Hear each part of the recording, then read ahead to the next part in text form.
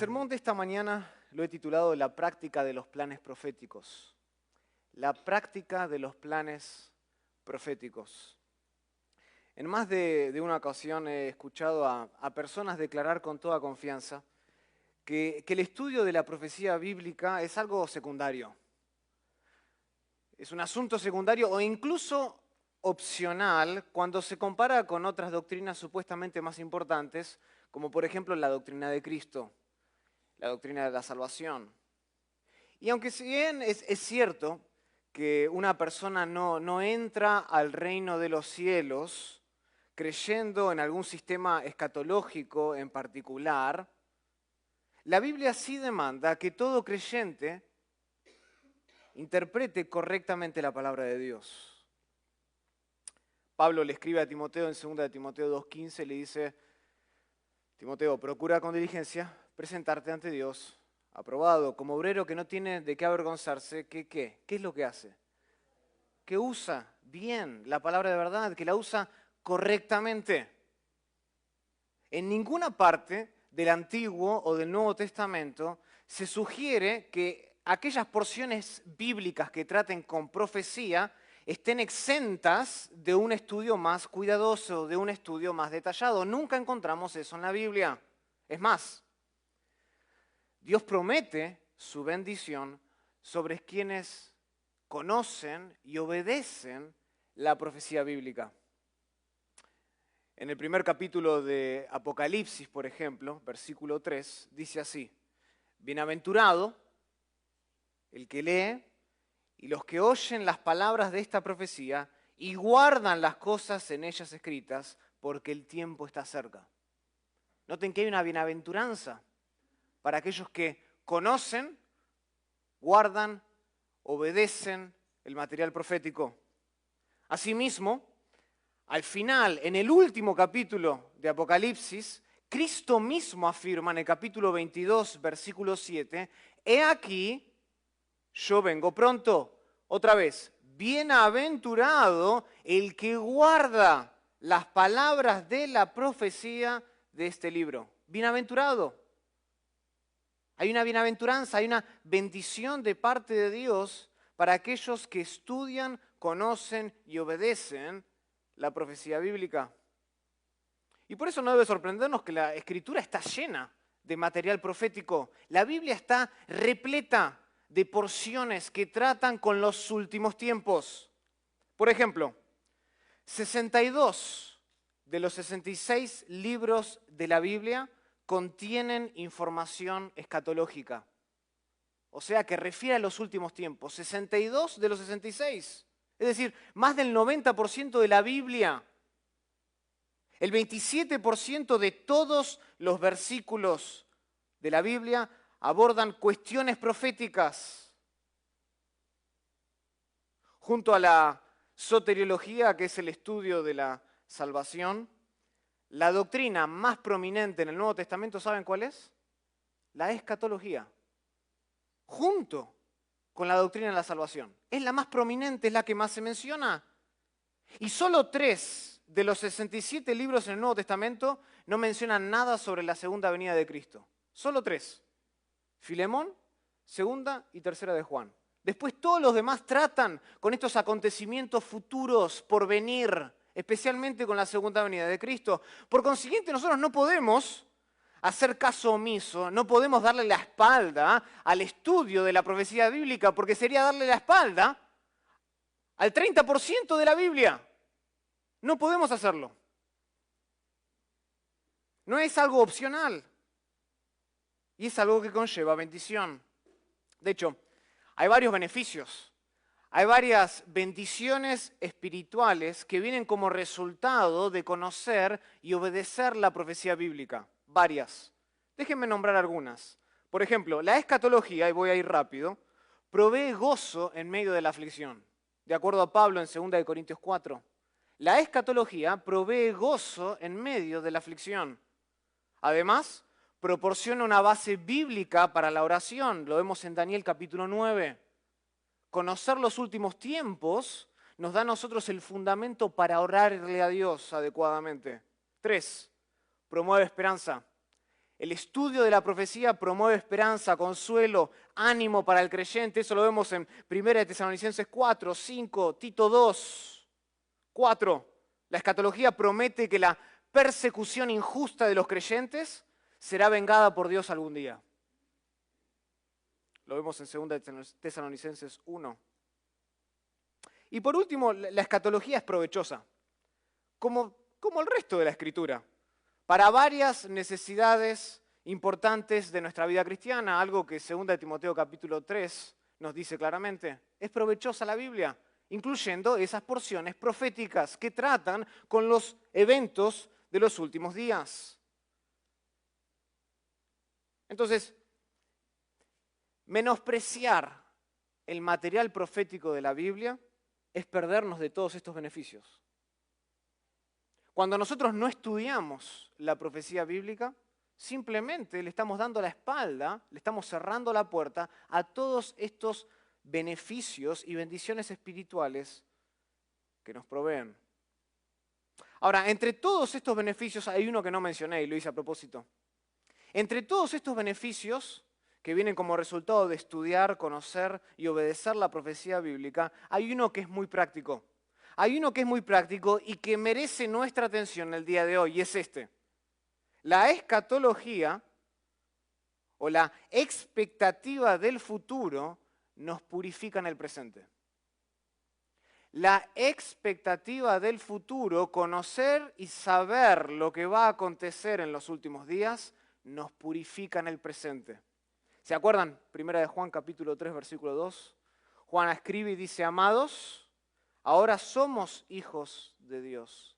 Y aún, dice él, no se ha manifestado lo que hemos de ser. Noten que Juan empieza a mirar hacia el futuro, pero sabemos que cuando Él se manifieste, es decir, en el futuro, entonces seremos semejantes a Él, porque le veremos tal como Él es. Y noten lo que dice en el versículo 3 de 1 de Juan capítulo 3. Y todo aquel que tiene esta esperanza, ¿qué hace? Se purifica a sí mismo. La expectativa del futuro purifica al creyente en el presente. Nos purifica. La escatología, el estudio de los últimos tiempos, provoca en nosotros una vida de santidad. Nos estimula, hermanos, a limpiarnos diariamente del pecado que todavía mora en nosotros. Especialmente, ¿saben de qué pecado? Del orgullo. Del orgullo. La escatología, conocer el futuro según los planes divinos, nos estimula a limpiarnos del orgullo. Ese pecado que algunos han llamado, algunos teólogos consideran el pecado principal del hombre, el orgullo. Por esta razón, cuando Pablo se dirigió a ciertos creyentes gentiles en Roma que se jactaban arrogantemente contra los judíos por el hecho de que Dios los había hecho partícipes de sus bendiciones, ¿saben lo que hace Pablo? Les presenta un estudio profundo de los últimos tiempos. Para abordar su orgullo, les explica lo porvenir. Por eso, si ustedes leen el libro de Romanos, en los capítulos 9, 10 y 11, Pablo trata profundamente con los últimos tiempos. Es decir, Pablo no exhorta simplemente a estos creyentes que se estaban jactando arrogantemente en la congregación contra los judíos a simplemente dejar o abandonar la arrogancia. No les dice simplemente, hey, basta. Dejen de ser arrogantes. Va mucho más allá. ¿Saben lo que hace? Les explica cuál es el plan profético de Cristo. ¿Para que qué? Para que conociendo ese plan profético se puedan purificar a sí mismos, porque la escatología, hermanos, tiene un efecto muy práctico para nuestra santidad. Y eso es lo que mueve a Pablo a escribir lo que escribe en Romanos capítulo 11 del 25 al 32. Y ese va a ser el pasaje que nosotros vamos a estar estudiando esta mañana. Romanos capítulo 11, de versículos 25 al 32.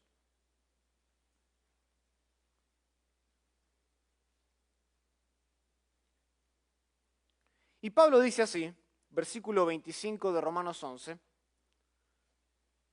después de elaborar esta cuestión futura,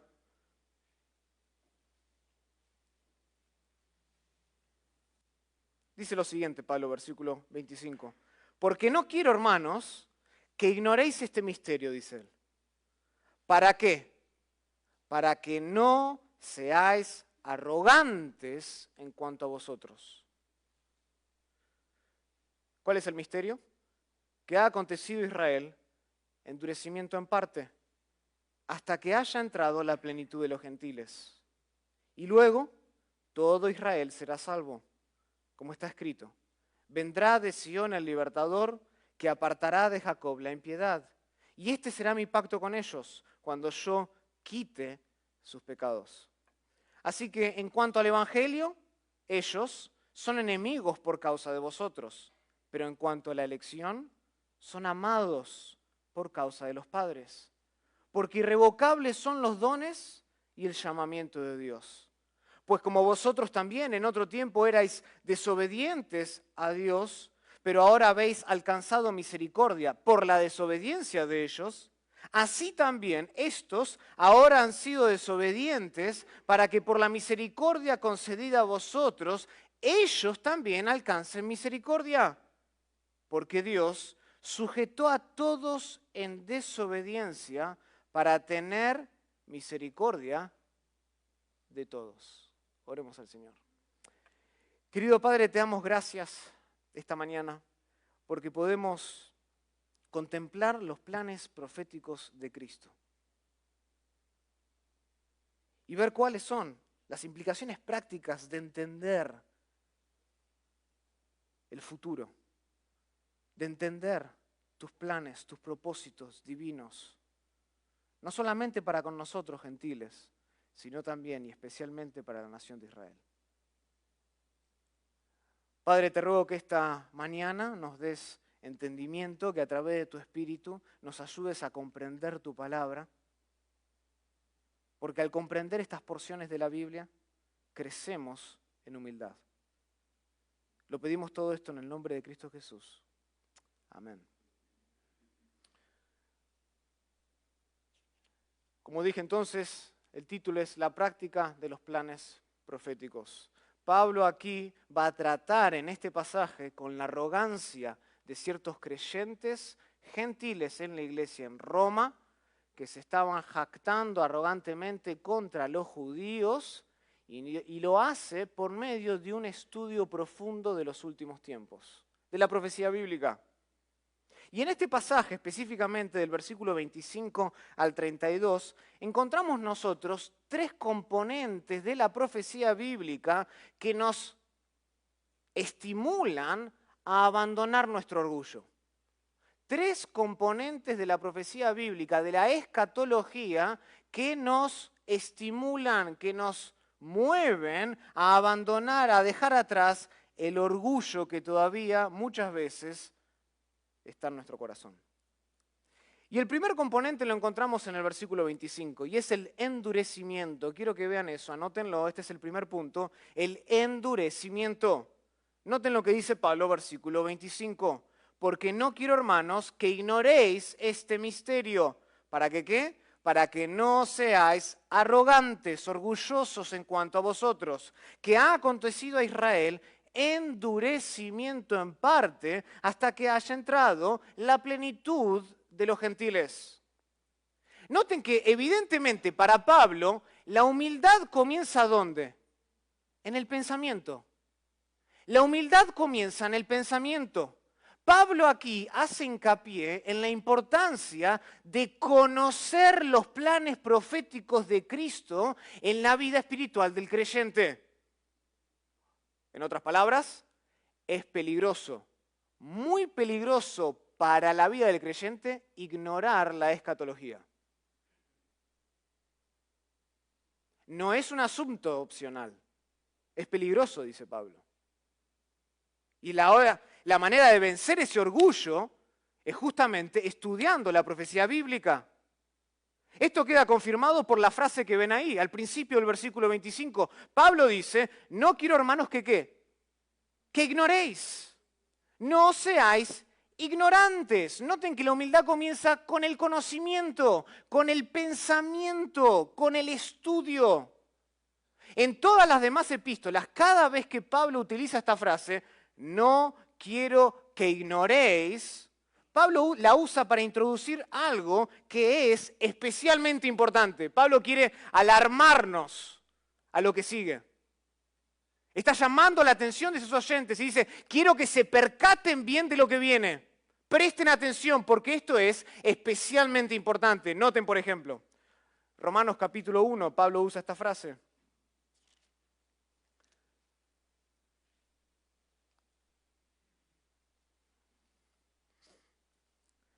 Al principio, en primer capítulo, versículo 13, pero no quiero, hermanos, que ignoréis, misma frase, que muchas veces me he propuesto ir a vosotros, pero hasta ahora he sido estorbado para tener también entre vosotros algún fruto como entre los demás gentiles. Primera de Corintios, capítulo 10,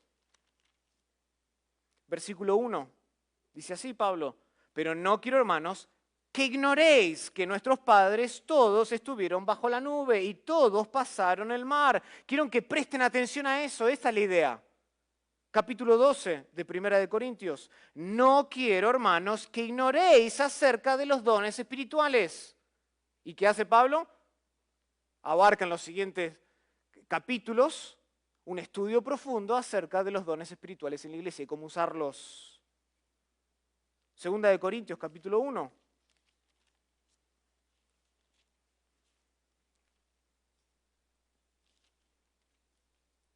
Segunda de Corintios, capítulo 1. Porque, hermanos, no queremos que ignoréis acerca de nuestra tribulación que nos sobrevino en Asia, pues fuimos abrumados en sobremanera más allá de nuestras fuerzas, de tal modo que aún perdimos, dice Pablo, la esperanza de conservar la vida. No quiero que ignoréis esto. Y justamente Pablo antes había hablado de la consolación. Nosotros tenemos, dice Pablo, fundamento para hablar de la consolación de parte de Dios, porque hemos sido abrumados en grande manera. Pero la consolación de Dios ha sido demostrada para con nosotros. Y por último, el último lugar donde Pablo utiliza esta frase es en 1 de Tesalonicenses capítulo 4, versículo 13, donde dice, tampoco, hermanos, queremos que ignoréis acerca de los que duermen, para que no se entristezcáis como los otros que no tienen esperanza. Y acá es donde Pablo va a hablar justamente acerca de la venida del Señor, ¿sí? De los elementos que han permanecido secretos, de un misterio como vamos a ver en adelante.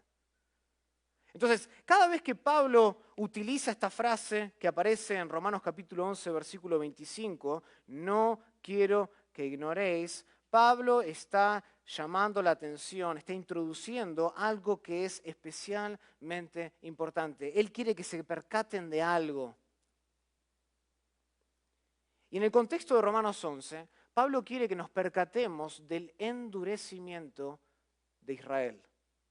Si nosotros deseamos hacerle frente al pecado del orgullo, nosotros, dice Pablo, tenemos que considerar el endurecimiento de la nación de Israel.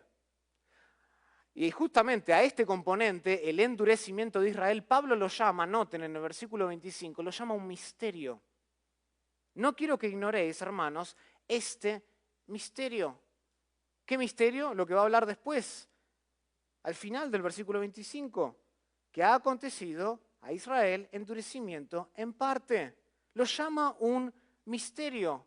¿Por qué lo llama un misterio? No porque sea una verdad difícil de entender, sino simplemente porque es una verdad que anteriormente no había sido conocida de no haberla revelado Dios.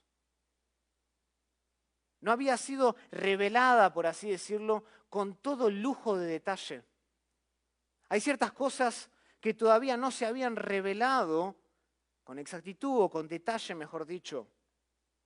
En el Nuevo Testamento nosotros encontramos varios de estos misterios, varias verdades que no habrían sido conocidas de no haberla revelado Dios. Por ejemplo, en Marcos capítulo 4, Jesús mismo habla del reino de los cielos y lo define como un misterio. En Efesios capítulo 3 habla de la unión, Pablo, entre judíos y gentiles en un solo cuerpo y lo llama un misterio. En Efesios 5:32, Pablo define la relación entre Cristo y la iglesia como un misterio. En 1 Corintios 15, cuando Pablo habla acerca del rapto, ¿saben cómo lo llama? Un misterio. No porque sea difícil de entender, sino porque no había sido revelado con lujo de detalle antes. Y por ejemplo, en 2 Tesalonicenses capítulo 2, versículo 7, Pablo habla del ministerio de iniquidad y el anticristo en el futuro y lo llama otra vez un misterio. Son verdades que anteriormente no habían sido reveladas con todo lujo de detalle en la Biblia. Ahora, el endurecimiento del cual Pablo está hablando en Romanos 11 trata específicamente con la nación de Israel. Pablo dice, no quiero que ignoréis, quiero que se percaten de este misterio que ha acontecido a Israel, endurecimiento en parte. Pablo está tratando con el endurecimiento que le aconteció, que le sucedió, que le sobrevino a la nación de Israel. Y esta palabra en griego expresa la idea de un callo, de una dureza. Cuando un callo, y lo tenemos todos, cuando un callo crece en el cuerpo, esa parte, ¿qué pasa? Pierde sensibilidad. Se torna insensible. De igual modo, de igual manera, Israel como un todo se ha vuelto insensible a las cosas de Dios. Eso es lo que Pablo está diciendo. Ha desarrollado un callo espiritual. Se ha vuelto insensible a las cosas de Dios. Algo que Pablo, por ejemplo, menciona en 2 Corintios capítulo 3, versículo 14, cuando dice que el entendimiento, el conocimiento de ellos se embotó, se endureció, la misma palabra. O sea, la nación de Israel como un todo se ha vuelto insensible a las cosas de Dios.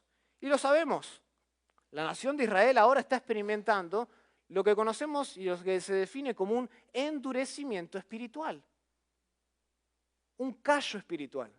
Una dureza espiritual. Noten, en ese mismo capítulo de Romanos 11, versículo 7, noten lo que dice Pablo. ¿Qué pues? Pregunta. ¿Lo que buscaba Israel no lo ha alcanzado?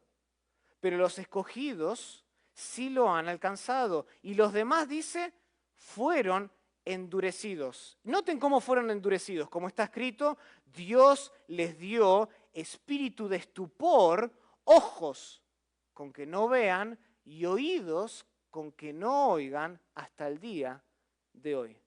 Eso define el endurecimiento de la nación de Israel. Tienen ojos, pero no ven.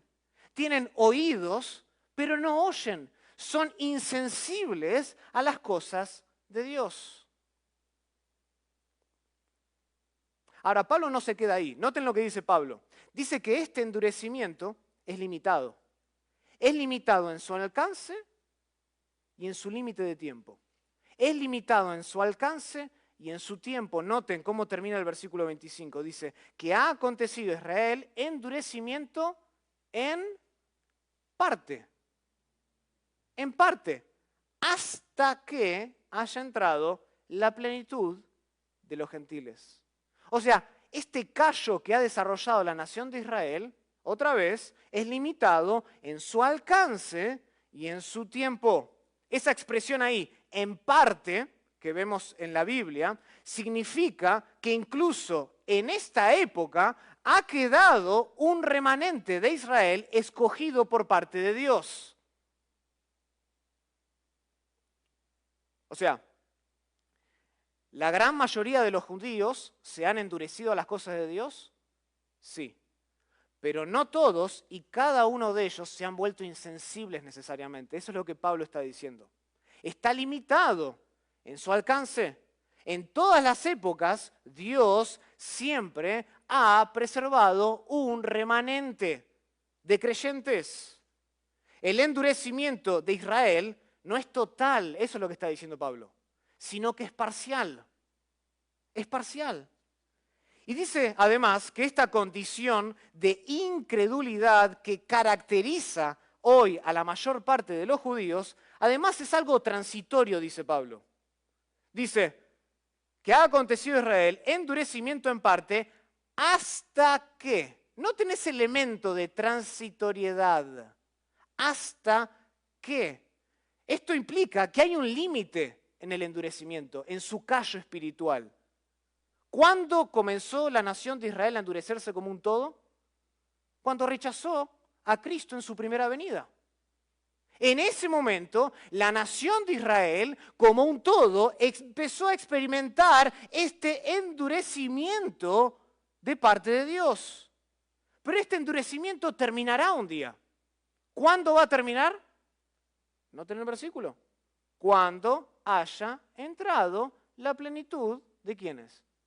De los gentiles. Es decir, que en esta época de la historia de la salvación, Dios está visitando por su gracia a ¿quiénes principalmente? A los gentiles. Ese es el foco de su atención. Santiago mismo, el líder de la iglesia en la primera época, cuando la iglesia recién había nacido, Santiago mismo reconoce esto. Tras escuchar los esfuerzos evangelísticos de Bernabé y de Pablo a los gentiles, noten lo que dice, y se los voy a leer, Santiago, en el concilio de Jerusalén, en Hechos capítulo 15, versículo 14. Santiago dice así: Simón ha contado cómo Dios visitó por primera vez a los gentiles para tomar de ellos pueblo para su nombre.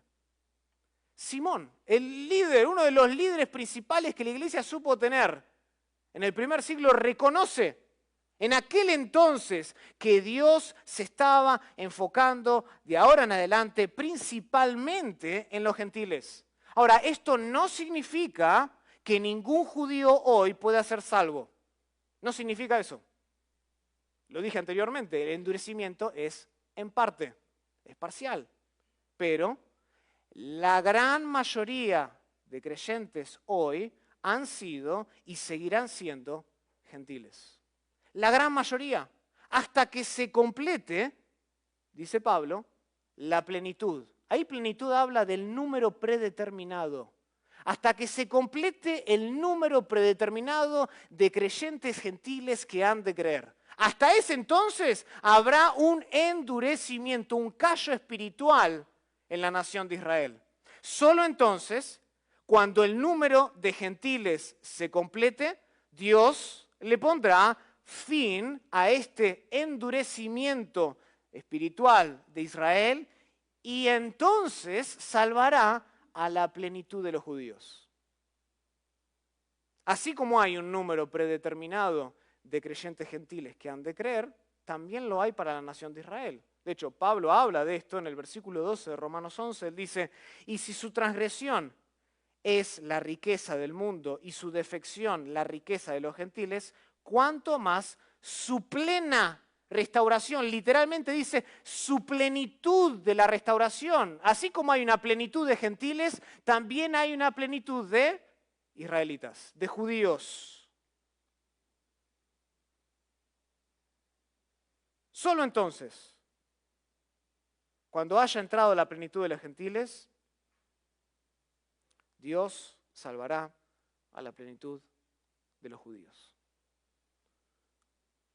Hermanos, todo esto significa que los planes proféticos de Cristo encuentran su punto más alto en la salvación ¿de quién? De Israel. El punto más alto en los planes proféticos de Dios lo encuentra no en los gentiles, lo encuentra en Israel. Después de que haya entrado la plenitud de los gentiles, entonces salvará la plenitud de los judíos. Por tanto, solo un ignorante puede ver altivamente a los judíos. Solo un ignorante, alguien que desconoce la Biblia, puede ver altivamente y jactarse arrogantemente contra los judíos. Jactarnos, ser presuntuosos hoy de nuestra posición en Cristo es desconocer el endurecimiento parcial y temporal de Israel. Cuando esta época termine y haya entrado el número predeterminado de gentiles al reino de los cielos, entonces, ¿sabe lo que va a suceder? Dios va a tratar otra vez con la nación de Israel principalmente. Entonces, solo alguien ignorante puede jactarse. Alguien que desconoce su Biblia puede jactarse y orgullecerse contra los judíos. Dios no ha olvidado a la nación de Israel. Y hacemos mal en ser presuntuosos y jactarnos arrogantemente de nuestra posición en Cristo hoy.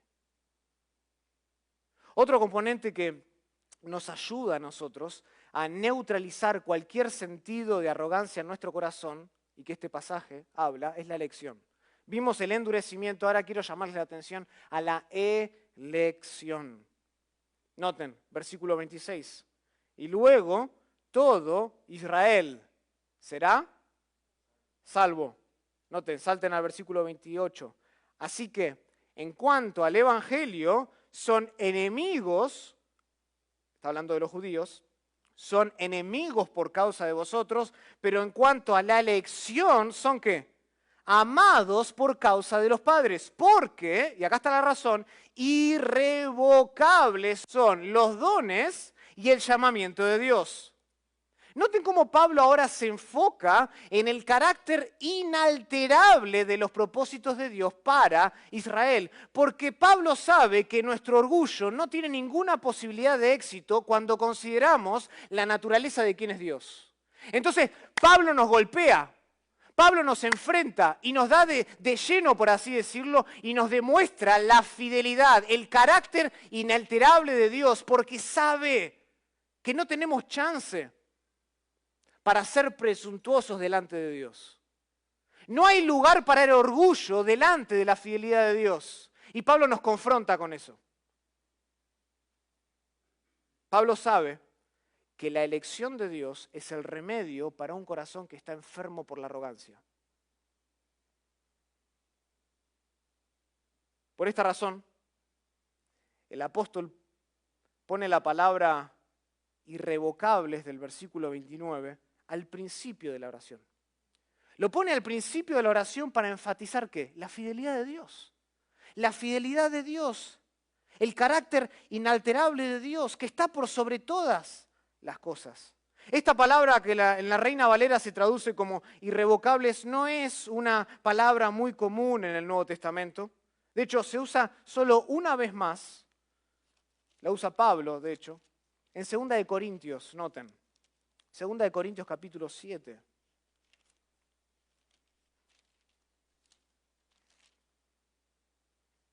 Segunda de Corintios capítulo 7.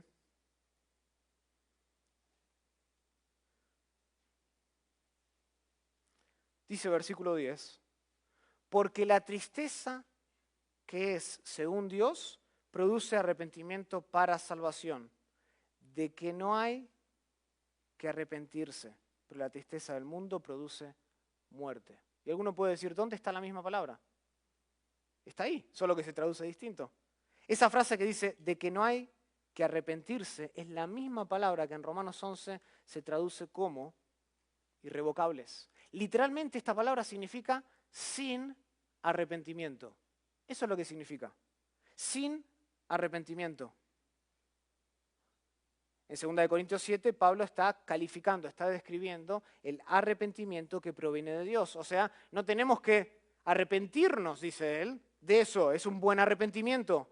Cuando volvemos al contexto de Romanos 11, irrevocables describe el carácter inalterable de Dios. Es decir, Dios no retira lo que da. Dios no cambia lo que promete, no se arrepiente de lo que prometió. Eso es lo que está diciendo Pablo. Son irrevocables los dones y el llamamiento. Es decir, son irreversibles. Una vez que Dios los da, no hay manera de cambiarlo.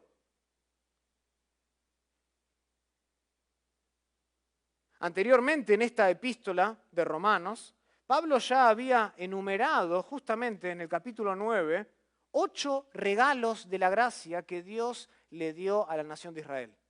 8 regalos. Eso es lo que Pablo quiere decir con la palabra dones. Regalos. Regalos de la gracia. Noten, capítulo 9, versículo 3.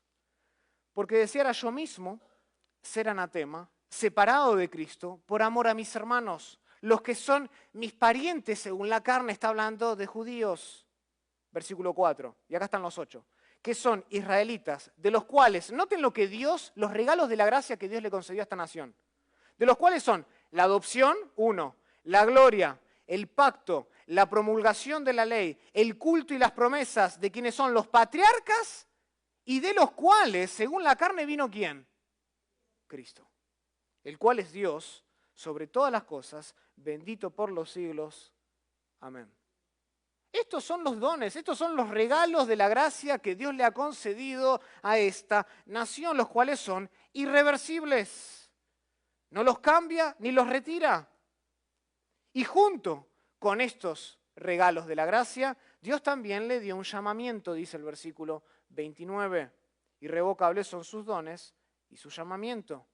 ¿Cuál fue el llamamiento que Dios le dio a la nación de Israel en el Antiguo Testamento? Simple, que fuese una nación santa. Ese es el llamamiento. Que fuese una nación diferente a las demás, apartada para Dios, una luz en medio de un mundo que está lleno de penumbras para que puedan atraerlos a la gloria de Dios con su conducta. Esa fue la misión, ese fue el llamado específico. Y este es el compromiso que Dios tiene con la nación, que habla de cuán inalterable es el carácter de Dios. Noten lo que Isaías dice en Isaías capítulo 66, versículo 22. Escuchen. Porque como los cielos nuevos y la nueva tierra que yo hago permanecerá delante de mí, dice Jehová, así permanecerá, le está hablando a Israel, vuestra descendencia y vuestro nombre. Así como el cielo nuevo y la tierra nueva permanecerán, del mismo modo, dice, permanecerá su descendencia, permanecerá su nombre.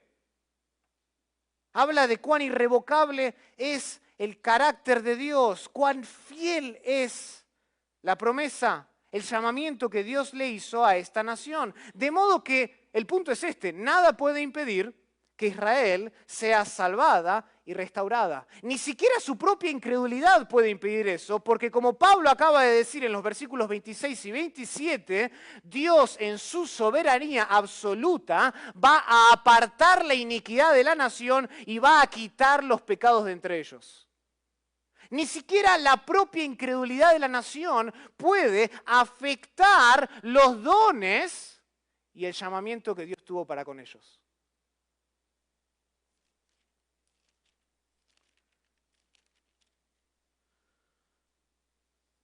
Capítulo 3 de Romanos, versículo 1. Pablo pregunta y dice, ¿qué ventaja tiene pues el judío? ¿O de qué aprovecha la circuncisión? Pablo contesta y dice, mucho. En todas maneras. Primero, ciertamente que le ha sido confiada la palabra de Dios. Versículo 3, noten esto. Pues que, si alguno de ellos han sido incrédulos, ¿su incredulidad habrá hecho nula la fidelidad de Dios? ¿Y cuál es la respuesta? Versículo 4, de ninguna manera. Ni siquiera la incredulidad general de esta nación puede afectar los propósitos soberanos que Dios tiene para ellos.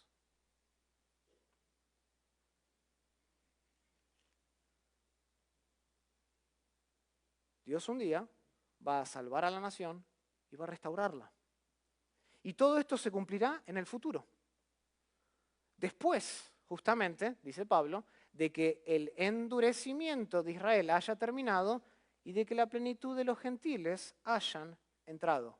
Una vez que eso haya acontecido, entonces, versículo 26 de Romanos 11, y luego todo Israel será salvo. Es muy claro. después del endurecimiento parcial, después de que entre el número predeterminado de gentiles, entonces, luego, de esta manera, dice, todo Israel será salvo. O sea, si Dios hoy en día está tratando principalmente con los gentiles, eso quiere decir que la nación de Israel todavía hoy está en una condición de incredulidad en términos generales. Tiene ese callo. Por eso Pablo dice en el versículo 28 que ellos, los judíos, son enemigos, dice, del Evangelio. Son enemigos del Evangelio. Rechazan las cosas de Dios. Los judíos han rechazado a Cristo en su primera venida conjuntamente con la oferta de salvación que Él les hacía. Son enemigos. Pero, dice Pablo, se acerca el día cuando todo Israel será salvo. El día viene. El día viene. Y esa interpretación que afirma que Israel aquí se refiere a judíos y gentiles, no hace justicia al texto realmente. Aquellos que dicen que la iglesia ahora es el nuevo Israel, no le hace justicia al texto. Hay una obvia distinción en el pasaje entre los gentiles, por un lado, y los judíos, por el otro. No tenemos que ir muy lejos. El versículo anterior dice que hay un endurecimiento en Israel hasta que se haya entrado que la plenitud de los gentiles. Después dice, todo Israel será salvo.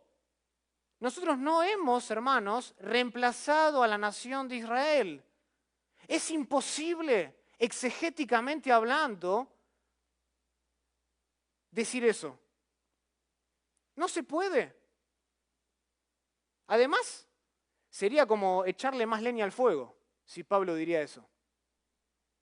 Porque por un lado Pablo les está diciendo a los gentiles, hey, ya no sean arrogantes en cuanto a su posición. Y después por el otro lado le está diciendo, pero ustedes reemplazaron a Israel. Digamos, no cumple el cometido, no cumple el propósito. Nosotros no hemos reemplazado a la nación de Israel. La iglesia no es el nuevo Israel de Dios y nunca podrá serlo porque la elección de Dios es irreversible. Es irrevocable. Su compromiso con esta nación permanece intacto a pesar de la incredulidad del día de hoy. A pesar de que son incrédulos y tienen un callo espiritual generalmente en el presente hacia las cosas de Dios. Pablo afirma de manera categórica al principio del capítulo, versículo 1 de Romanos 11, digo pues, ¿ha desechado Dios a su pueblo? En ninguna manera. Porque también yo soy israelita, de la descendencia de Abraham, de la tribu de Benjamín. No ha desechado Dios a su pueblo. Y es precisamente en virtud de la fidelidad de Dios que Dios nunca va a dar marcha atrás ni a los dones ni al llamado específico que le ha hecho a la nación de Israel. Dios, hermanos, no anula lo que ha dado o a quien ha elegido.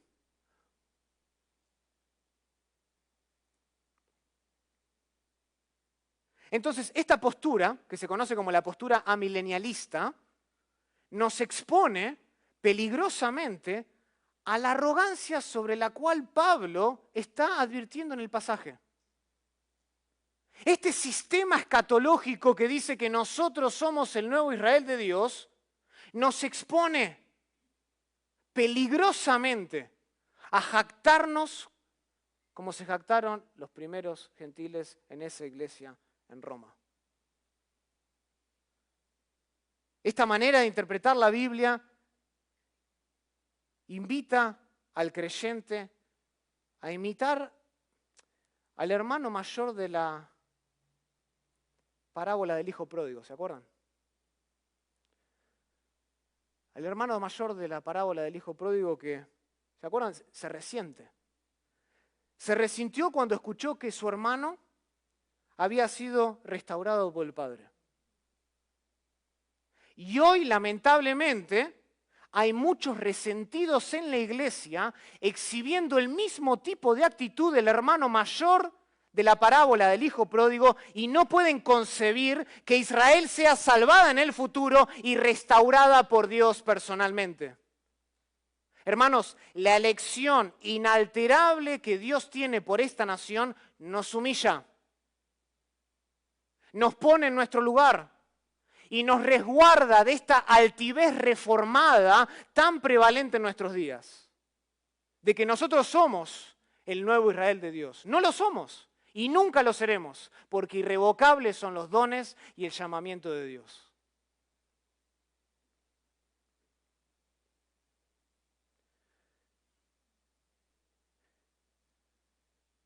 Y Pablo al final introduce un elemento más, un componente más, que se nos presenta aquí para cuidar nuestro corazón de la arrogancia. ¿Y saben cuál es? El Evangelio. Habló Pablo sobre el endurecimiento de la nación de Israel, habla sobre la elección que Dios tuvo, y habla ahora, nos introduce a este componente que es el Evangelio. Noten, versículo 30 de Romanos 11. Dice así la palabra de Dios. Pues como vosotros también, está hablando a gentiles, en otro tiempo erais desobedientes a Dios, pero ahora habéis alcanzado misericordia por la desobediencia de ellos, así también estos ahora han sido desobedientes para que por la misericordia concedida a vosotros, ellos también alcancen misericordia.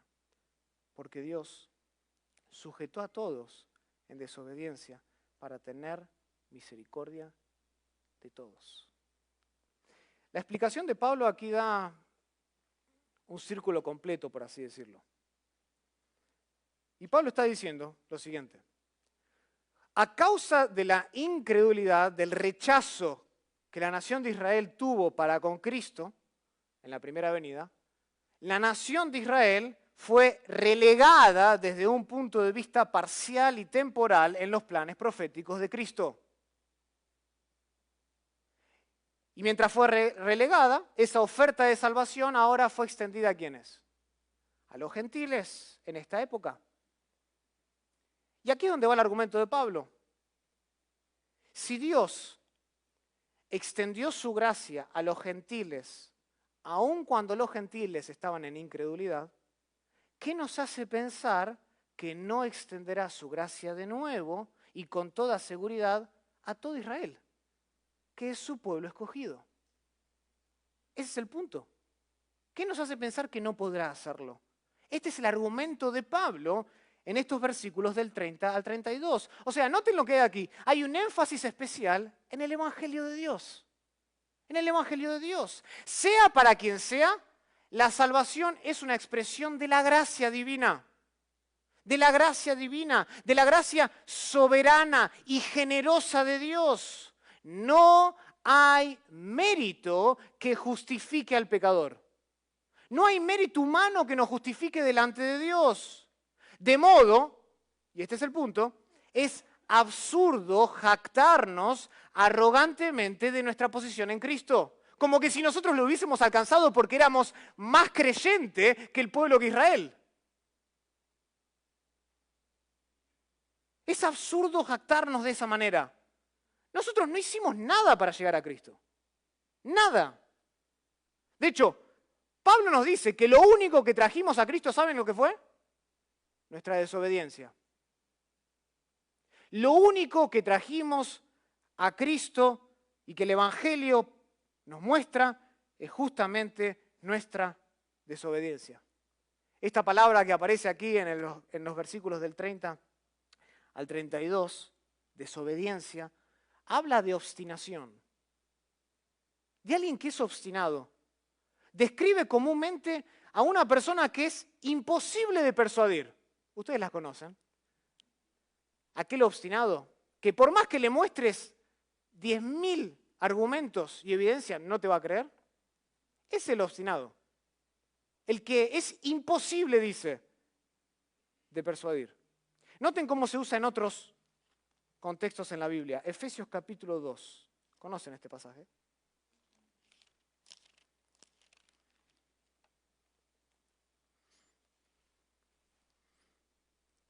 Versículo 1 de Efesios 2. Pablo dice, y Él os dio vida a vosotros cuando estabais muertos en vuestros delitos y pecados. Está hablando ahora de nosotros, en los cuales anduvisteis en otro tiempo, siguiendo la corriente de este mundo, conforme al príncipe de la potestad del aire, el espíritu que ahora opera en los hijos de desobediencia, la misma palabra.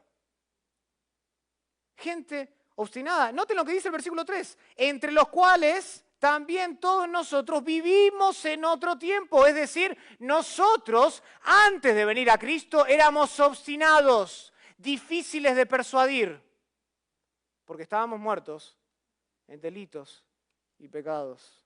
Efesios capítulo 5.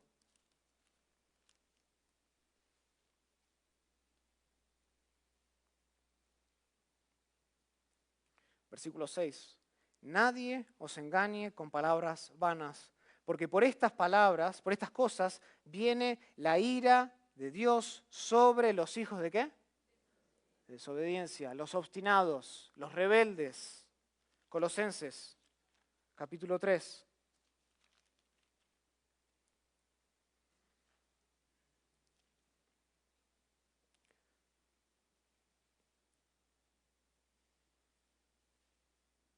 Versículo 5 de Colosenses 3. Haced morir, pues, lo terrenal en vosotros, fornicación, impureza, pasiones desordenadas, malos deseos y avaricia, que es idolatría, cosas por las cuales la ira de Dios viene sobre los hijos de desobediencia, en los cuales vosotros también anduvisteis en otros tiempos cuando vivías en ellas. La desobediencia define al incrédulo. Habla de esta obstinación por no querer creer en Cristo. Y en este sentido, ¿qué está diciendo Pablo? En este sentido, Pablo está diciendo que todos estamos destituidos de la gloria de Dios. Todos. En Romanos 3, versículo 22, Pablo dice que no hay diferencia entre judío y gentil. No hay diferencia en qué. No hay diferencia en la condenación que recibimos a causa de nuestra desobediencia.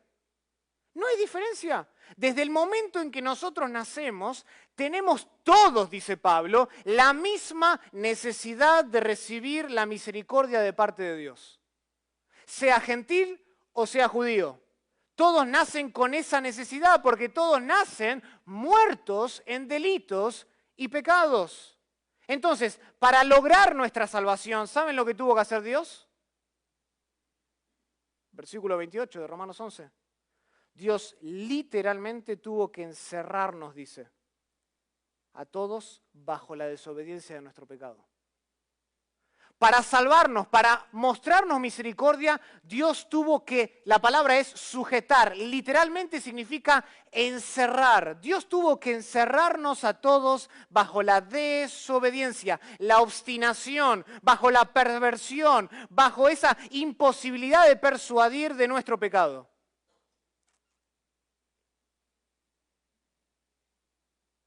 Y aquí Pablo está acudiendo a la imagen de una prisión. La imagen de una prisión está en el trasfondo original de esta palabra que en nuestra versión se traduce como sujetó. Pablo está aludiendo a esta prisión y muy probablemente, ¿quién es el carcelero? La ley. La ley es el gran carcelero que nos muestra nuestro pecado. Y a través de la ley Dios nos sujetó a nuestra desobediencia. Esta es una expresión semejante que nosotros encontramos en la epístola a los Gálatas. Gálatas capítulo 3, versículo 22. Noten lo que dice. Mas la Escritura lo encerró todo bajo pecado. La Escritura, la palabra de Dios, lo encerró. La ley lo encerró todo bajo pecado para que la promesa que es por la fe en Jesucristo fuese dada a los creyentes. Es decir, todos sin excepción. sin excepción. Tanto judíos como gentiles fuimos encarcelados a nuestros propios pecados para que Dios tuviese misericordia, dice, de todos, sea judío o sea gentil. Este es el efecto resultante de la gracia soberana de Dios, que Dios tiene el poder para sujetarnos a nuestra propia desobediencia. Noten que Dios no nos encierra en desobediencia con el propósito de condenarnos. El texto dice que Dios nos encierra en desobediencia con el propósito de ¿qué? De salvarnos. De salvarnos. Esa es su gracia soberana. Y no hay mérito en tu persona ni en mi persona que pueda hacer torcer el brazo de Dios para que nos escoja. Es la gracia infinita de Dios. Dios nos tuvo que encerrar, encarcelar a la desobediencia de nuestro pecado. Y esto es similar a lo que encontramos antes. ¿Se acuerdan? En el capítulo 1 de Romanos. Este es casi el mismo tipo de lenguaje cuando Dios dice que entrega al pecador a sus propias consecuencias. Esa es la imagen. ¿Se acuerdan? Capítulo 1 de Romanos, cuando Pablo está demostrando la culpabilidad que tiene tanto el judío como el gentil. Y noten lo que dice el versículo 24 de Romanos 1. Por lo cual, después de que el hombre cambió la gloria de Dios incorruptible en semejanza de imagen, de hombres corruptibles, de aves, de cuadrúpedos, de reptiles, por lo cual, por consiguiente, Dios también dice que lo entregó a la inmundicia. Eso es encerrarlo a su desobediencia, en las concupiscencias de su corazón, de modo que deshonren entre sí sus propios cuerpos, ya que cambiaron la verdad de Dios por la mentira, honrando y dando culto a las criaturas antes que al Creador. Versículo 26. Por esto Dios, ¿qué? Los entregó a pasiones vergonzosas, pues aún sus mujeres cambiaron el uso natural por el que es contra la naturaleza, y de igual modo también los hombres. Y eso es lo que estamos viendo hoy en día en esta nación y en el mundo. Dios entregando al pecador a las consecuencias de su propio pecado. Versículo 28. Y como estos hombres no aprobaron tener en cuenta a Dios, ¿Dios qué? Tercera vez. Los entregó a una mente reprobada para hacer cosas que no convienen.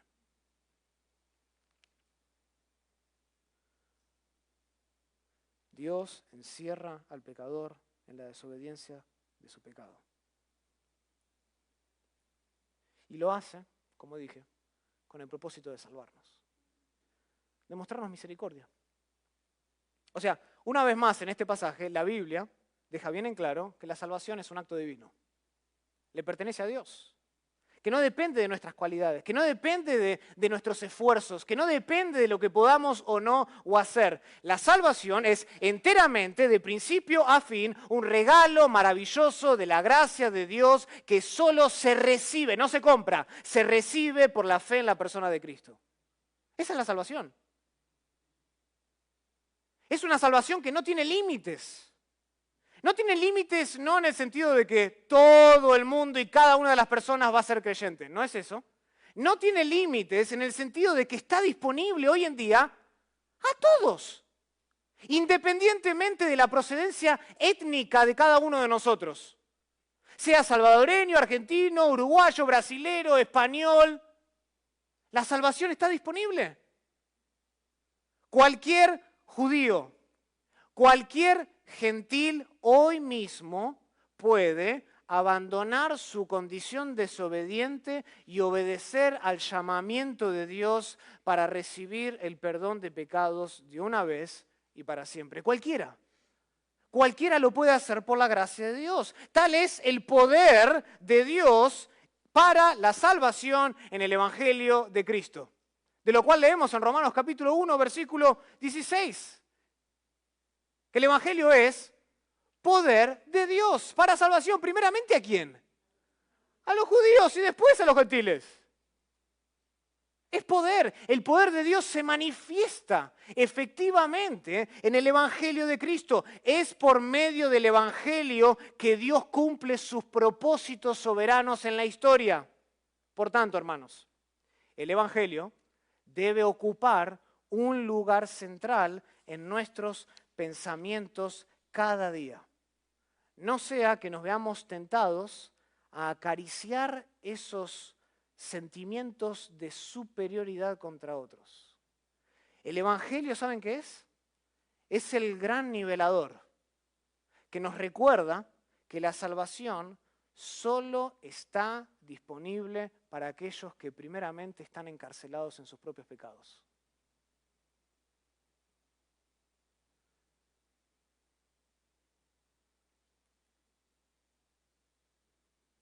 ¿Luchas con el orgullo?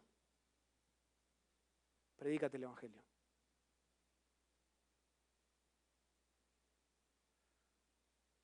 Recuerda que si hoy eres una nueva criatura, es porque antes eras un obstinado, un desobediente, un incrédulo. Y que si no fuese por la gracia de Dios, tu propio orgullo te hubiese condenado eternamente lejos de Dios. Pero fue el poder conquistador de Dios en la cruz del Calvario.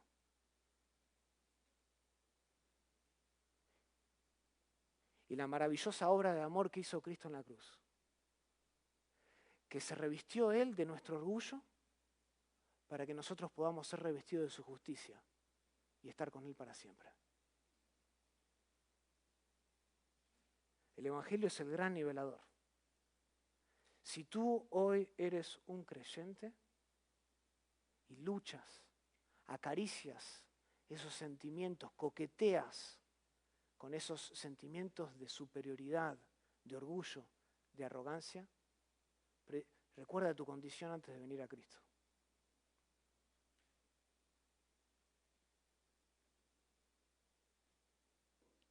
Resulta absurdo, hermanos, ilógico, mirar a Israel hoy en día con desdén, con altiveza, de reojo, por su presente incredulidad, cuando nosotros éramos tan desobedientes como ellos antes de venir a Cristo.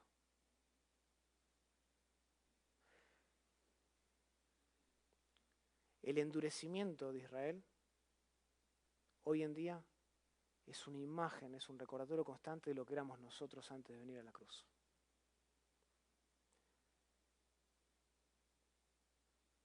Es absurdo mirarlos con desdén, arrogantemente, jactarnos de nuestra posición. Además, la desobediencia de ellos fue justamente el instrumento que Dios utilizó en su gracia soberana para derramar su misericordia en nosotros. O sea, la desobediencia de Israel funcionó para nuestra ventaja. Ese es el punto. ¿Cómo vamos hoy a mirar con altivez a la nación? Entonces, el desarrollo de los planes proféticos de Cristo en la historia nos debe hacer agradecidos, no engreídos. Humildes, no arrogantes. Nos debe llenar de piedad, de virtud. Esto es lo práctico de estudiar la profecía. De que nos muestra todo el desarrollo de la gracia soberana de Dios y nos pone en nuestro lugar. De hecho, ¿saben qué es lo más lindo, hermanos? Lo más lindo de todos es que nuestra salvación hoy en día como gentiles significa que Israel ahora está en condiciones de experimentar de nuevo ¿qué? La misericordia de Dios. Hoy está en las condiciones de poder gustar de nuevo la gracia divina de Dios de una manera masiva. Eso es lo que dice Pablo. Todo Israel será salvo. No está diciendo que todo y cada una de las personas, está hablando que en el futuro habrá una conversión multitudinaria. Así como la mayoría rechazó a Israel a Cristo en su primera venida, pero algunos creyeron, en el futuro la mayoría va a ver a Cristo cuando descienda, cuando vuelva, se van a tornar a Él, mientras que algunos todavía, de los cuales habla Ezequiel 30, le van a dar su espalda. Va a ser lo contrario. Y esto debe producir en nosotros humildad, hermanos. Humildad. Al fin de esta época, cuando haya entrado el número predeterminado de gentiles a la salvación, todo se va a revertir. habrá un cambio de circunstancias con la nación de Israel. Y la Biblia habla en Apocalipsis, ¿se acuerdan? La salvación de Israel comenzará con un número grande. Y de hecho la Biblia nos dice cuántos serán. Comenzará con un número grande de 144.000, procedentes de todas las tribus de Israel. Y esto, ¿saben lo que van a hacer? Van a ser las primicias. Van a ser simplemente los primeros frutos de una gran cosecha espiritual que sucederá cuando Cristo vuelva. Entonces hacemos bien nosotros en recordar esto diariamente, todos los días. Porque muchas veces nosotros nos jactamos como si Dios no fuese lo suficientemente poderoso para restaurar a la nación de Israel en el futuro por medio del Evangelio. La escatología, hermanos, tiene un efecto muy práctico en nuestra santidad. No ignoremos entonces los propósitos de Dios. No cerremos nuestros ojos a ese material profético de la Biblia. Estudiémoslo, porque nos ayuda a limpiarnos, como hace este pasaje, de nuestro orgullo mediante un estudio cuidadoso y detallado de la profecía. Oremos al Señor. Querido Padre, te damos gracias por tu palabra. Gracias, Señor, porque este pasaje es realmente hermoso. Es esperanzador. Nos consuela. Nos consuela saber, oh Dios, que tu Evangelio de la gracia, por la fe en Cristo Jesús, es lo suficientemente poderoso, no solo para salvarnos a nosotros y rescatarnos de nuestra impiedad, sino también para volver a restaurar a la nación de Israel en su lugar. Porque fieles son los dones, irrevocables, oh Dios, tu llamado para esta nación. Y un día, como dice Isaías 60, las naciones vendrán a Israel.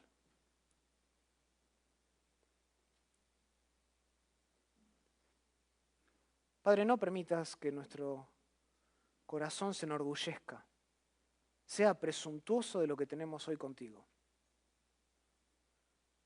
Porque nosotros estábamos tan perdidos como ellos. Porque había un callo espiritual en nuestro corazón. Hasta que vino Cristo y dijo, sea la luz. Y la luz irrumpió dentro de nuestro corazón y hoy tenemos esperanza en Cristo Jesús. Gracias por el poder del Evangelio. Gracias, oh Señor, por darnos y mostrarnos tu misericordia a gente tan obstinada como nosotros. Gracias por permitirnos ser parte de estas bendiciones hoy. De poder tener esta relación con Cristo y poder verle a Él por lo que es. Dios hecho carne, dispuesto a salvarnos, dispuesto a ocupar nuestro lugar en una cruz para nuestra redención, para escapar de tu ira en el futuro. Te agradecemos, Señor, por tus planes soberanos. Ayúdanos y danos de tu gracia, para no ignorar pasajes como estos, para no ignorar secciones de la Biblia que traten con la profecía, sino estudiarlas por lo que son. Palabra tuya, fiel y verdadera, inerrante y suficiente, para no solo darnos la salvación, sino también para santificarnos. Santifícanos, Señor, a través del poder de tu palabra, especialmente nuestro orgullo, en el nombre de Cristo Jesús.